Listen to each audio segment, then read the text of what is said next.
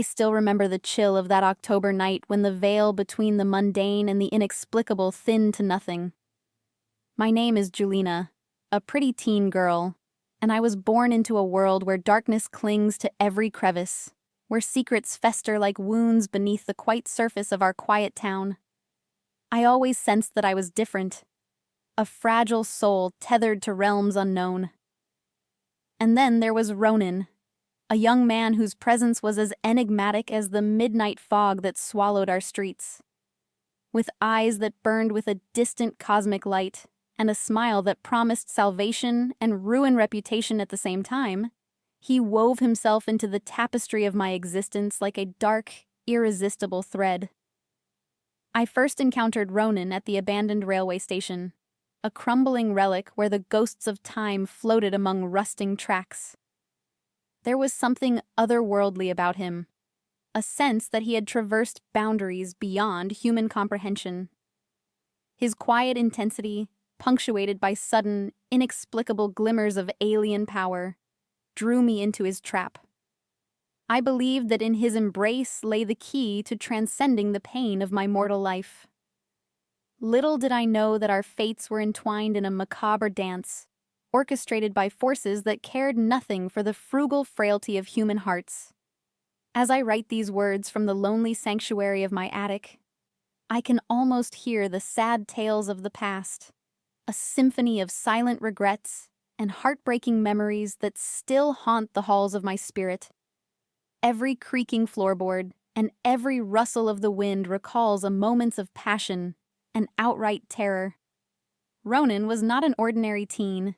He possessed secrets that defied explanation, powers that hinted at origins far beyond our earthly realm. And I, hopelessly in love, was blind to the cost of embracing such handsome, steely darkness with a rock-hard body. Our love was a fever dream painted in shades of despair and desire. Nights became a heated display of panting, sweaty bursts of confessions and half-truths, illuminated only by the pale light of a full moon. I was drawn to him as a moth to a flame, even as the ember of our passion threatened to consume me entirely. In our secluded rendezvous beneath the dead trees and abandoned warehouses, I felt the pulse of something ancient and insidious stirring within him. His voice, low and resonant, would sometimes speak of cosmic destinies and eternal bonds, leaving me utterly turned on, enchanted and unnerved, all at the same time. Yet, amid the passion of our stolen moments, an undercurrent of horror lay waiting to shatter our fragile bond. The darkness in Ronan's eyes, the whispers of his alien heritage, and the chilling aura that enveloped him were all telltale signs of the terror that was yet to come. And as the nights grew longer and the shadows deeper, I began to suspect that our love might be the prelude to a tragedy too monstrous to even imagine. I was naive, perhaps, to believe that such a love could shield me from the encroaching darkness. But in the embrace of Ronan, I felt fully alive, invincible, even as the terror of what lay beyond the veil lurked just out of my sight, waiting for the right moment to pounce. That night at the station was only the beginning, a prologue to a nightmare that would redefine everything I thought I knew about love, life, and happily ever after. It wasn't long before the unsettling nature of my union with Ronan began to manifest in ways that defied explanation. I started experiencing bad dreams, a cascade of nightmarish visions that blurred the lines between memory and prophecy. In these dreams, I wandered through endless corridors of dilapidated stone, pursued by a demonic shadowy figures whose eyes glowed with a predatory hunger. I would suddenly awake drenched in a pool sweat, my heart pounding as if it were trying to escape the confines of my body. And each time, Ronan's voice would speak softly through the darkness, promising that all would be well once I embraced him, and the destiny that awaited us. Our passion-filled meetings became ever more frequent, and the attraction between us crackled with an intensity that bordered on the supernatural. Ronan began to reveal fragments of his truth, a story of celestial origins, of battles waged in dimensions unknown to simple mortal minds. He told me, in hushed tones, of a lineage that spanned galaxies and a duty that transcended the petty grievances of human understanding. His eyes, reflecting distant galaxies, suggested that he was more than a teen. He was an emissary of forces that played with the very fabric of time, life, and darkness. I was seduced, not only by his sexy, forbidden allure, but by the promise of escape from the everyday, mundane horrors of my daily existence. Every time his hand caressed me, I felt a surge of energy, as though the cosmos itself were streaming through my heated veins. Yet, amidst this rapture, a persistent unease began to gnaw at me, a feeling of dissonance that grew more pronounced with each secret encounter. There were brief moments when I caught Ronan staring into the distance, his gaze lost in visions that I could not see. In those foreboding instances, his touch turned icy cold, and I realized that I was but a pawn in a larger, unfathomable mission I could never hope to understand. Even as his supernatural forces seemed to draw us together, the regular, everyday world was beginning to intrude into our passionate encounters. I had a best friend, Julina, whose laughter once filled my life with light, with happiness. But as I sank deeper into the vortex of Ronan's spells, Julina's presence became a stark reminder of the world I was leaving behind. A world of normalcy, of genuine connection, of human vulnerability. I tried to ignore the nagging feeling that something was wrong, but in the sleepy moments before dawn, when the darkness was most felt, I could almost hear Julina's voice beckoning, a siren call to a simpler, safer time in our recent past. The horror of it all was that I was willingly stepping into an unknown abyss, totally seduced by promises of eternal love and cosmic destiny, yet blind to the price that would soon be demanded, as payment. There was a looming threat, a venomous twist to our tale that would fracture my soul and shatter the remnants of what I once believed. In the interplay of shadow and light, of love and betrayal, I was about to learn that the line between salvation and damnation is perilously razor thin. As I write, I can still feel the chill of those nights, the eerie mixture of ecstasy and terror. The boundaries of reality blurred as I was ushered into a world where the rules of mortal existence no longer applied. And all the while, Ronan's devastatingly perfect smile haunted my dreams, a sign of the ultimate horror that lay in wait. A nightmare that would force me to confront the true nature of the powers he wielded, and the unbearable cost of loving someone who belonged to a realm beyond outside our own. That fateful evening, as autumn's decay deepened and the wind carried the scent of impending doom, our love story took a turn that would forever alter the course of my existence. I had grown increasingly fragile, my body and soul confused by the relentless pace of my inner torment. In a desperate bid to escape the creeping numbness, I ingested a vial of a mysterious poison, a substance said to sever the mortal tether, releasing the soul into a realm of endless night. I believed that in passing I might find freedom, an escape from the ceaseless agony and broken heart that had become my daily companion. I remember the bitter taste of the elixir, the way it slithered down my throat like a serpent, promising a swift and merciful end. I lay in the dim light of my room, watching the shadows dance on the walls as the darkness crept closer, ready to embrace me. I closed my eyes, anticipating the finality of oblivion, when suddenly, Ronan appeared at my bedside, his presence overwhelming and surreal. His eyes blazed with an otherworldly light as he whispered incantations in a language not meant for human ears. In that harrowing moment, time seemed to stop. Ronan's hands moved with a precision that belied his mortal appearance, drawing intricate symbols in the air, symbols that glowed with an eerie luminescence. I felt a strange warmth radiate from him, a sensation so comforting and yet terrifying. His voice, layered with the sounds of distant galaxies, filled the room. as if he were channeling the energy of the cosmos itself. In a miracle that defied all natural laws, my body stilled, my heart paused, and I teetered on the brink of nothingness. Yet, instead of embracing oblivion, I felt an electric jolt surge through my veins. Ronan had used his alien powers to pull me back from the edge, to stitch together the fraying strands of my mortal coil. I was reborn into a world of half light and half shadow, a luminal existence between life and death. In that moment, I felt both immense gratitude and an indescribable sense of dread, for I knew that the forces that had saved me would also hold me captive forever. The revival was not without its costs. I awoke with a searing pain that radiated from my very soul, as if my rebirth had left scars deeper than any mortal wound could ever hope to do. Every breath I took carried the weight of the unnatural, and every heartbeat reminded me of the price that had been paid. Ronan, standing silently by my side, seemed triumphant and sorrowful at the same time. His eyes, reflecting both the ecstasy of power and the torment of a tortured existence, spoke volumes without uttering a single word. I was caught in a paradox, a being revived by the very poison that was meant to end me, now existing in a realm that was neither fully alive nor entirely deceased.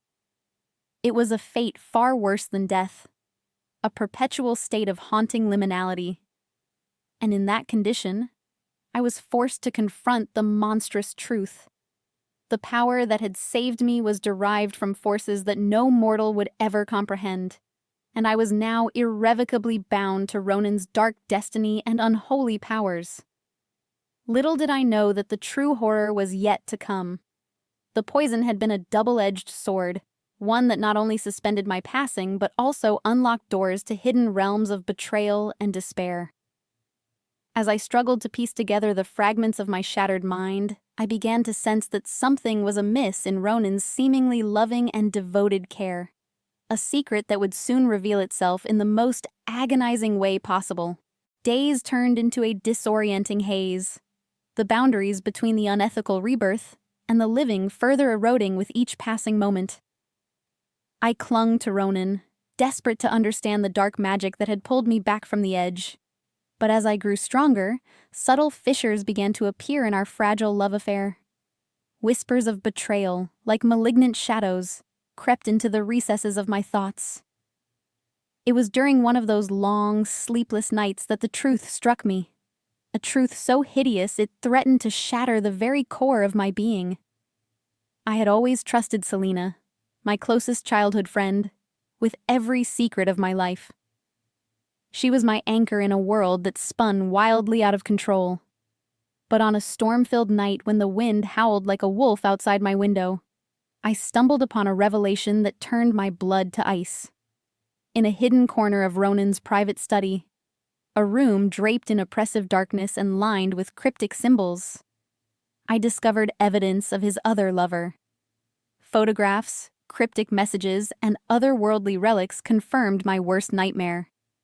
Ronan had been involved in a sordid affair with none other than Julina. The betrayal was as foreboding as the poison that had nearly ended my life. I felt as though the very ground beneath me had gave way, leaving me suspended in a void of despair. How could the man who had given me a second chance at life, who had stared into the abyss with me, be so callous as to desecrate our love by indulging in a forbidden affair? This revelation tore through me, each shard of truth a jagged glass of shattered trust. In the days that followed, the haunting memories of that discovery played over in my mind like a relentless, discordant melody. I confronted Ronan, my voice trembling with a mixture of fury and anguish. His face, normally inscrutable, contorted into an expression of shock and resignation. He admitted the affair with a hollow, sorrowful tone, as if the cause of his betrayal was an inevitable part of his cursed existence. Julina, he said, was drawn to him like a fish to the water because of his dark allure, a power that had no regard for the sanctity of love, faithfulness, The betrayal did not merely break my heart. It shattered the delicate balance of my understanding. I was left questioning every intimate moment we had shared, every whispered promise in the heat of the night. Had the resurrection been a cruel twist of fate? A cosmic joke played on my naive, desperate heart? The love that I had so blindly given was tainted, stained by lies and deceit. Every new touch from Ronan now felt like a reminder of that ultimate treachery. Every casual glance, a window into a darkness I wished I could escape and forget. Yet, amid the overwhelming despair, a sinister clarity began to emerge. I realized that the very forces that had revived me, the alien powers that defied my end, might also be the instruments of my liberation. The same elixir that had nearly ended my life, now pulsed in my veins as a reminder of what had been cruelly taken. And in that morbid alchemy, a plan began to form, a mission to reclaim what was once mine, to sever the chains of betrayal that now bound me to a doomed fate. The psychological torment was excruciating. I was haunted not only by the ghost of a love that had betrayed me, but also by the rebirth of my own resurrection. An alien healing that left me forever caught between worlds. The line between victim and avenger blurred, and I found myself teetering on the edge of a darkness from which there was no return. The betrayal of Julina was not just an act of infidelity. It was the final nail in the coffin of the life I once knew. A life that had now become a waking nightmare without end. In the silence of a moonless night, as the town lay shrouded in a blanket of despair, I made my final decision. The same poison that had nearly claimed my life, the venom that had been the catalyst for my unnatural resurrection, would now be repurposed as an instrument of retribution. Ronan, with his alien heritage and insatiable appetite for forbidden power, had betrayed me in ways that no mortal heart could bear. I resolved that if he could toy with the very essence of life and love, then I would force him to confront the inevitability of his own demise upon this world. I remember preparing the vial in meticulous detail, each movement laden with a mix of resolve and vengeance. The potion glistened under the flickering light of my kitchen laboratory, a ghastly reminder of the night it had saved me. In that moment, I realized that this was not just an act of vengeance, but a desperate bid to reclaim my autonomy from the forces that had manipulated my me and my fate. The act of ending his life would be a ritual, a final dance with the end that beat with the appalling cadence of our, forever, doomed relationship. Under the cover of darkness, I confronted Ronan in the ruins of the old railway station, the very place where our twisted love had begun. His eyes, once full of overconfident prowess, now mirrored the torment of a soul haunted by its own bad deeds. I held the vial out to him, my hand trembling as the crushing memories of our past, of stolen moments and shattered dreams, weighed heavily upon my heart. "This is for all that you've taken from me," I said, my voice a brittle mix of anguish and utter resolve. Ronan's reaction was an unsettling blend of resignation and defiance. I saw in his eyes the recognition of an inevitable fate, a sentence that was as much a punishment for him as it was a liberation for me. In one swift, agonizing moment, I tipped the vial, letting the poison flow into a recent open wound on his arm. The substance spread like wildfire, a luminous trail of death that marked the final chapter of our cursed bond. As his body fell upon the ground, the world seemed to shudder in sympathy, a cosmic sigh at the culmination of a tale steeped in horror and betrayal. The air around us turned frigid, as though the very essence of life recoiled from the act. I watched, numb and hollow, as the young man who had once held the power to defy death succumbed to the same lethal dose that had once almost ended me. In that instant, the darkness that had enveloped my life lifted, replaced by a bittersweet clarity that cut deeper than any blade ever could.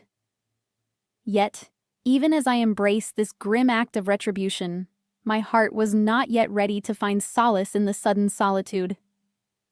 In the aftermath of that fateful night, the town began to gossip of a strange, ghostly figure. A woman whose sorrow was as palpable as the autumn chill, me. It was during these nights of relentless isolation that I began to notice him. Elliot, my next-door neighbor. A geeky, unassuming guy who had loved me quietly since childhood. His gentle presence, in stark contrast to the turbulent storm of my recent existence, offered a fragile ray of hope amid the pervasive gloom and loneliness. Elliot's endless love had always been a soft undercurrent in the chaos of my life. A steady, unyielding beacon that had watched over me from the shadows. As I retreated further into my own darkness, his kindness became a lifeline, a reminder that even in the most horrific of tragedies, there could be a spark of redemption.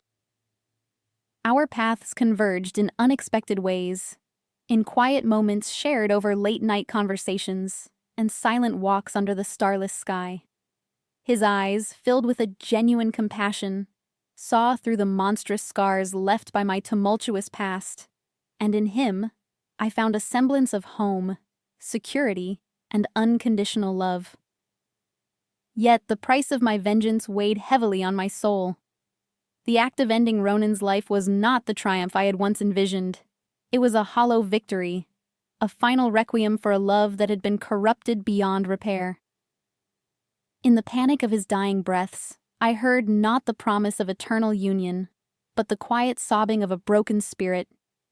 An entity now burdened with the knowledge that some wounds, no matter how deeply inflicted, may never truly heal.